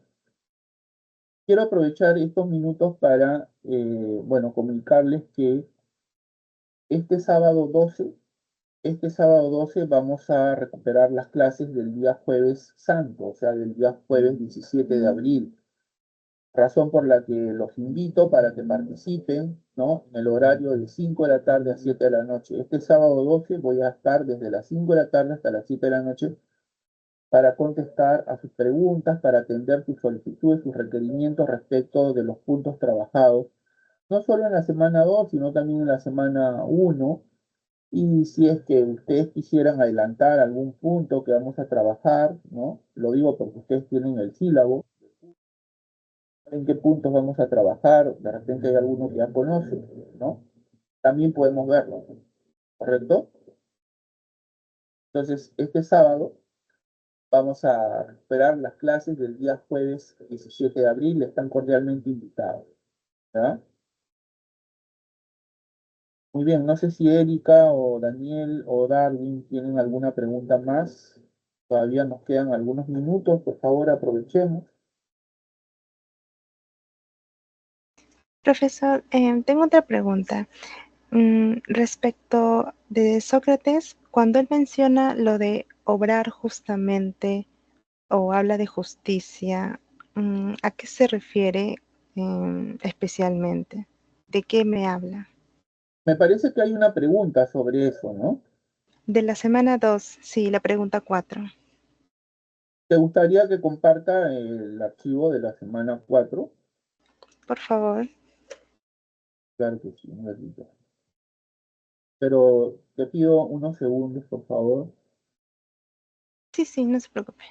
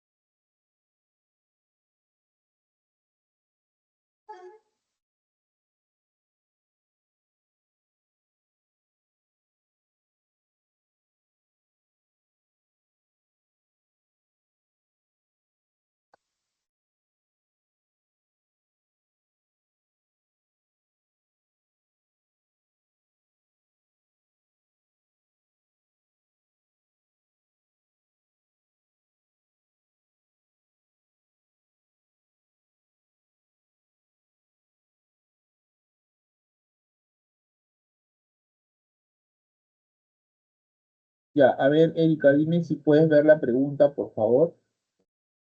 Sí, sí puedo ver, profesor. Ya, voy a leer y te voy a explicar, ¿ya? Claro. En el libro Sócrates Furioso, el pensador y la ciudad, Rafael del Águila, autor de la obra, manifiesta lo siguiente. Sócrates es, sin duda, el primer y mejor ejemplo de las tensiones entre el pensador y la ciudad. Pero lo más importante es obrar justamente, ya que es mejor sufrir el mal que cometerlo. Para ser bueno es necesario ser sabio, pues se establece una relación de igualdad entre la verdad y la felicidad que conduce al bien. Solamente sabiendo qué es la justicia, se puede ser justo, y solamente sabiendo lo que es bueno, se puede obrar de acuerdo con el bien. La frase obrar justamente significa para Sócrates. A ver, vuelvo a leer. En el libro Sócrates Furioso, el pensador y la ciudad, Rafael del Águila, autor de la obra, manifiesta lo siguiente. Sócrates es, sin duda, el primer y mejor ejemplo de las tensiones entre el pensador y la ciudad. Pero lo más importante es obrar justamente, ya que es mejor sufrir el mal que cometerlo. Para ser bueno es necesario ser sabio, pues se establece una relación de igualdad entre la verdad y la felicidad que conduce al bien. Solamente sabiendo qué es la justicia, se puede ser justo, y solamente sabiendo lo que es bueno se puede obrar de acuerdo con el bien. La frase obrar justamente significa para Sócrates: A, la característica principal del ignorante; B, el sentido que tiene la sabiduría y la virtud; C, que lo bueno es el fin de todas las cosas; D, la desigualdad entre la sabiduría y la virtud; y E, que aquel que sufre el mal lo comete igualmente. Bueno, la respuesta se encuentra en la alternativa B de Barco, el sentido que tiene la sabiduría y la virtud. Veamos la solución. Significa básicamente que no hay hombres malos, sino ignorantes, y que quien sabe y conoce más y que conoce qué es el bien, ya no dejará de practicarlo. Se volverá virtuoso porque se dará cuenta de que ese es el verdadero camino hacia el bien. Repito, significa básicamente que no hay hombres malos, sino ignorantes, y que quien sabe y conoce qué es el bien, ya no dejará de practicarlo, se volverá virtuoso porque se dará cuenta de que ese es el verdadero camino hacia el bien. Sócrates identifica la sabiduría y la virtud. Claro, esa es la razón por la que algunos especialistas en el pensamiento socrático, algunos estudiosos del pensamiento socrático, han denominado a la ética socrática una ética una ética, perdón, una ética intelectualista, ¿no? Una ética intelectualista. La han caracterizado de ese modo, porque según Sócrates, ¿no? Solo puede ser virtuoso quien sabe en qué consiste el bien, quien sabe qué es el bien en su recto sentido, ¿no? Cuando una persona conoce qué es el bien, ya no dejará de practicarlo, se volverá virtuoso, ¿no? Entonces, la condición, ¿no? Para que una persona sea virtuosa es que sepa, ¿no? Qué es el bien, en qué consiste el bien, qué es la justicia, en qué consiste la justicia, qué es el valor, en qué consiste el valor, ¿no? Solo sabiendo qué es el bien, qué es la justicia, qué es el valor, es que podemos ser buenos, ser justos, ser valerosos, ¿no? Entonces hay una identificación entre sabiduría y virtud, ¿no? ¿De dónde se sigue que la maldad procede de la ignorancia? Si algunas personas obran mal, ¿no? Actúan incorrectamente, se comportan de manera malévola, perversa, es porque ignoran en qué consiste el bien, en qué consiste la justicia, ¿no? Etcétera, ¿no? Esa es la respuesta, ¿no? ¿Quedó claro, Erika? Sí, sí, sí, todo claro. Lo único que entraba en discusión es que estaba viendo la B, pero también estaba viendo la C y quería saber por qué se descartaría la C. La C dice que lo bueno es el fin de todas las cosas, ¿no? Que lo bueno es el fin de todas las cosas. Sí, Claro, es que esa respuesta no se sigue de lo que aquí dice, ¿no? ¿No? La frase obrar justamente, ¿qué significa? Porque ahí te preguntan, ¿qué significa obrar justamente? ¿Que lo bueno es el fin de las cosas? No. Lo que significa obrar justamente es eh, el sentido que tiene la sabiduría y la virtud.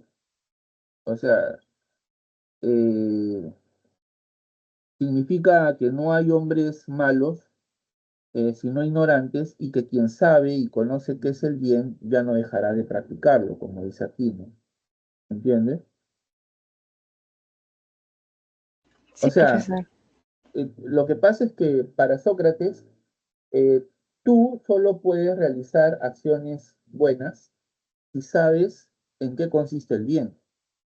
Si tú no sabes cuál es el sentido correcto, auténtico de bien, no vas a poder realizar acciones buenas, ¿no? La condición, por eso decía, ¿no? Para que obres bien es que sepas en qué consiste el bien, ¿no? Conociendo qué es el bien, vas a poder desarrollar o realizar acciones buenas, ¿no? Esa es la condición, ¿no? Por eso es que, como te decía, eh, los estudiosos de la ética socrática, algunos, ¿no? La han caracterizado como una ética intelectualista, ¿no? Por la identificación que Sócrates establece entre la sabiduría y la virtud, ¿no? Hay una identidad entre ambas, ¿no? Sabiduría igual a virtud, ¿no? Pero claro, la ética socrática, como otras, eh, ha sido objeto de críticas, ¿no? Por ejemplo, Aristóteles señala que el conocimiento del bien es necesario, eh, pero, o sea, ¿cómo te digo? Es necesario, pero no determina que una persona sea buena, ¿entiendes? El conocimiento del bien es necesario, tú tienes que saber en qué consiste el bien, ¿no? Es necesario saber, pero eh, saber en qué consiste el bien, eo ipso, o sea, por eso mismo no te hace bueno. Lo que te hace bueno es la práctica del bien, ¿no? La práctica, ¿no? O sea, el conocimiento del bien es necesario, pero es insuficiente.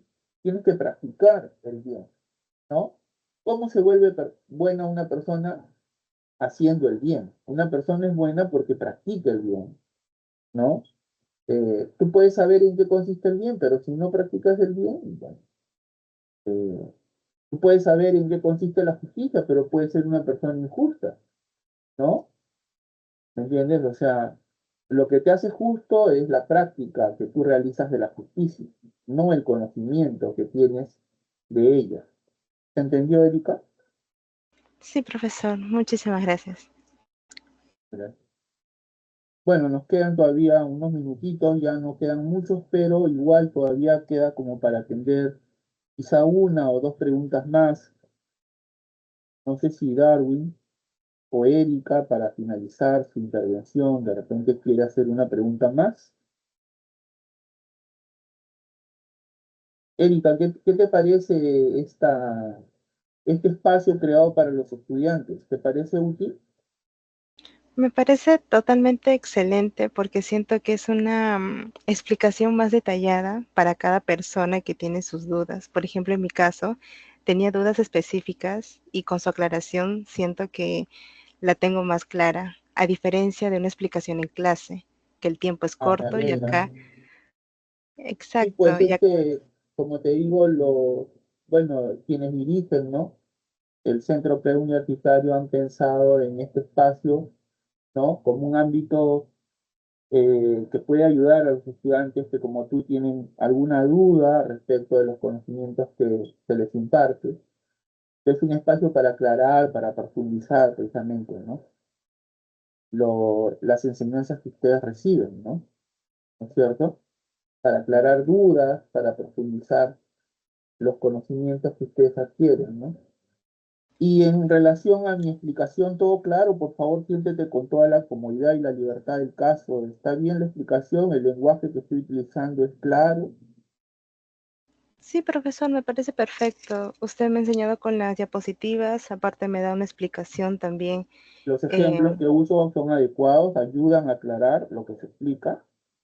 sí, con todo y ejemplo, consolida más la información y me parece perfecto y en entender también. Me alegra, muy bien. Entonces, cuando gustes, ya sabes que mi horario de atención es por las tardes, los días martes de 3 a 5 y los días jueves de 5 de la tarde hasta las 7 de la noche. Repito, los días martes estoy en este servicio desde las 3 hasta las 5 de la tarde y los días jueves desde las 5 hasta las 7 de la noche, así que cuando ustedes gusten, este, están cordialmente invitados, ¿no? Aquí me encuentran para proporcionarles la ayuda que ustedes necesitan, ¿no? Sí, profesor, muchas gracias. Lo voy a tener en consideración también, porque es la primera vez que, como le digo, entro a esta clase. No sabía, pero ahí investigando un poco pude darme cuenta que a esta hora estaban dictando el curso de filosofía. ¿Y cómo te enteraste de la existencia de Eh, este servicio? No lo tuve muy claro la primera semana. Me dijeron, entren al Meet y ahí van a salir consultas. Pero cada vez que entraba era como que la clase ya se terminó. Y dije, pero no hay un horario para saber cuándo entrar. En eso veo que luego suben un horario, entonces ingreso a la hora y me sale que la reunión ya terminó. Y eso como que me confundía bastante. Entonces, sin querer, ingreso a otra área que ahora es filosofía y veo que la clase está ahí. Entonces, intento comprender un poco mejor, pero aún no recibo la atención adecuada para una explicación acorde a los horarios. pero por si acaso también los videos están a su disposición, ¿no? O sea, ustedes pueden solicitar el enlace o pueden encontrar los enlaces de las grabaciones por si en alguna ocasión no pudieran ingresar o qué sé yo, ¿no? Porque se les cruzó con alguna actividad, qué sé yo, ¿no? Entonces pueden revisar el video y ahí eso también les va a servir, ¿no? Como ayuda. Sí, también me encontré con unas grabaciones que se quedan, me parece. Sí, exacto. Sí, sí, O sí. sea, Voy a todas las revisar. clases son grabadas, pues, ¿no? Claro. Todas las clases son grabadas y bueno, ustedes tienen la posibilidad de acceder, como les digo, a estas grabaciones cuando ustedes gusten, ¿no? Sí, profesor. Como también ya dijo el horario y el tiempo que tiene para explicar los martes y los jueves, creo que ya voy a tener en consideración también. ¿A qué carrera postula? Bueno, ahora me voy para la carrera de genética y biotecnología, Ah, entiendo.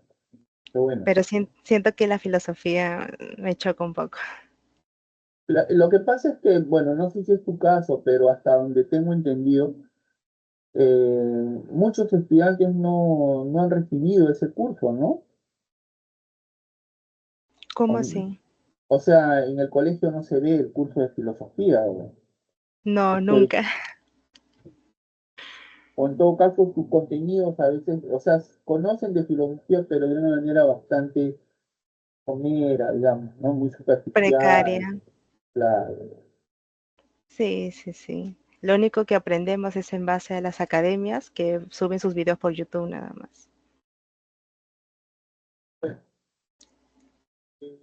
Pero si gustan, también les puedo recomendar algunos materiales que ustedes pueden consultar, ¿no?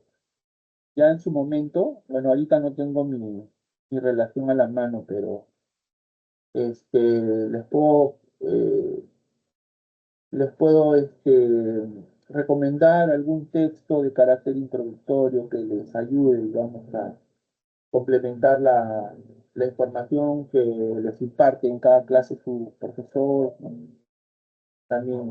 Lo que yo siempre digo, ¿no? Es bueno tener, por ejemplo, un diccionario filosófico, porque como tú sabes, la filosofía, ¿no?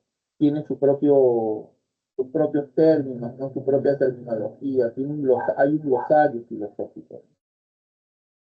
Entonces, ayuda a tener un diccionario a la mano, tener una historia de la filosofía, ¿no?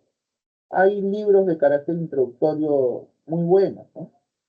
Que te ayudan. ¿Cómo cuáles, profesor? Bueno, pero no sé si estarán en PDF, ¿ah? No sé si estarán en PDF, pero por ejemplo en mi biblioteca yo tengo varias iniciaciones filosóficas.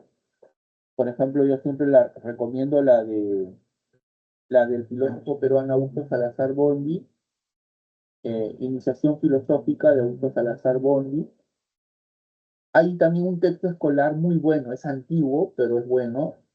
La parte de filosofía la redacta Augusto Salazar Bondy, la parte de lógica Francisco Miro Quesada Cantuario. El libro Iniciación Filosófica, publicado por la Universidad de Lima, de Francisco Miro Quesada Cantuario, también es muy bueno. Como te digo, hay varias iniciaciones filosóficas, como también historias de la filosofía. Hay una historia de la filosofía que yo tengo, por ejemplo, ahorita en mis manos, que es un texto español, ¿no? Los autores son Antonio Pascual, Víctor Tirado y Ignacio Verdú. Se llama Historia de la Filosofía, una edición española. Y bueno, ¿no? Está escrito en un lenguaje bastante claro, ¿no? Y a la vez ameno, ¿no? Es una buena, es una buena historia de la filosofía, ¿no? Claro, claro, sí. Y así. Bueno, Erika, ya son las 7 de la noche y ya se cumplió mi horario y yo tengo que dedicarme a otras actividades, pero ha sido un placer conocerte, igual para ti, Darwin. Entonces ya saben, este sábado 12 vamos a recuperar las clases del día Jueves Santo, o sea, del día jueves 17 de abril, ¿no? Eh, Vamos a tener consultas académicas de 5 de la tarde a 7 de la noche, así que están invitados, ¿ya? Si conocen a otros estudiantes matriculados en este ciclo, invítenles, ¿no? O sea, háblenles sobre el servicio de consulta, ¿no? Desde su experiencia que les ha parecido, de repente se animan a ingresar también, ¿no? Sí, profesor, le agradezco mucho por la clase y No, la gracias, explicación. gracias a ti y bueno, ya nos vemos entonces en una próxima sesión. Nos vemos, cuídense mucho, hasta luego. Hasta luego, muchas gracias. Hasta luego.